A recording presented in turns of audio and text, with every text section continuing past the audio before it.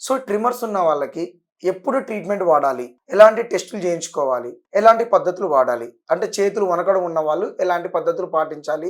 ఎలాంటి ట్రీట్మెంట్ తీసుకోవాలి? అసలు ఎప్పుడు ట్రీట్మెంట్ తీసుకోవాలి? ఎప్పుడు ట్రీట్మెంట్ తీసుకోవాలంటే ఒక పేషెంట్‌కి మనం సివియారిటీ అంచనాలు వేస్తాం. అంటే మీరు మీ దగ్గరలో ఉన్న న్యూరాలజిస్ట్ దగ్గర గాని, లేదంటే మా అశ్విన్ హాస్పిటల్ గాని మా దగ్గరికొస్తే మేము మీకు సివియారిటీని అంచనా ఏస్తాం.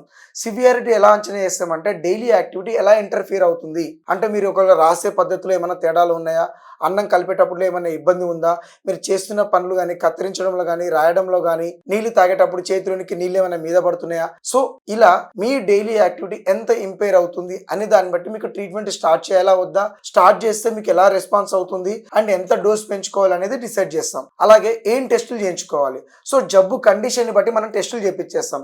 సో, ఎవరైనా పేషెంట్ మా దగ్గరికి వచ్చినప్పుడు మేము వాళ్ళకి జనరల్‌గా బీపీ, షుగర్ ఏమైనా ఉన్నాయా? థైరాయిడ్ లక్షణాలు ఏమైనా ఉన్నాయా?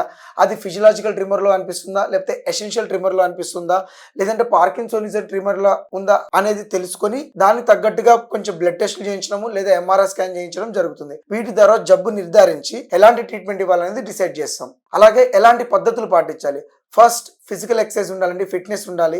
ఈ ఫిట్‌నెస్ ఉండడం వల్ల యోగా, వ్యాయామం పెంచుకోవడం వల్ల మనకి యాంగ్జైటీ తగ్గుతుంది. స్ట్రెస్ లెవెల్స్ తగ్గుతాయి. వన్స్ ఈ స్ట్రెస్ లెవెల్స్, యాంగ్జైటీ తగ్గాయి అంటే ఆల్మోస్ట్ అన్ని ట్రెమర్స్ కొంచెం కంట్రోల్‌కి వచ్చేస్తాయి. అలాగే ఆల్కహాల్ తీసుకోవడము, షుగర్స్‌ని కంట్రోల్‌లో పెట్టుకోవడము, బీపీని కంట్రోల్‌లో పెట్టుకోవడము, థైరాయిడ్ ఉన్న వాళ్ళు థైరాయిడ్‌కి రెగ్యులర్‌గా మందులు వేసుకొని, రెగ్యులర్ చెకప్ చేసుకొని ఇవన్నీ కంట్రోల్‌లో పెట్టుకోగలిగితే ఆటోమేటిక్‌గా మనకి ట్రిమ్మర్స్ అనేవి తగ్గుతాయి. అండ్ పార్కిన్సోనిజం ఉన్న వాళ్ళకి మాత్రం ఖచ్చితంగా మందులు ఉంటాయి. ఆ మందులు రెగ్యులర్‌గా యూజ్ చేయాల్సి ఉంటుంది. దానికి సెపరేట్‌గా మందులు ఉంటాయండి. లీవోడోపా ప్లస్ ట్రైఎక్సిఫినిటీ లాంటి టాబ్లెట్స్ ఉంటాయి. దానికి జబ్బుకి సంబంధించి ఒకటి స్లోనెస్ తగ్గడానికి, రెండోది ట్రిమ్మర్స్ తగ్గడానికి మందులు ఉంటాయి. సో మీకు ఎలాంటి కారణం వల్ల ఈ వణుకుడు వస్తుంది? యాంగ్జైటీ వలన, స్ట్రెస్ వలన, థైరాయిడ్ వలన, లేకపోతే ఫ్యామిలీ పరంగానా, లేకపోతే నరాల వ్యాధి ఉందా అనే దాన్ని బట్టి సింపుల్ టెస్టులతోనే అండ్ చిన్న మందులతోనే మేము తగ్గించవచ్చు.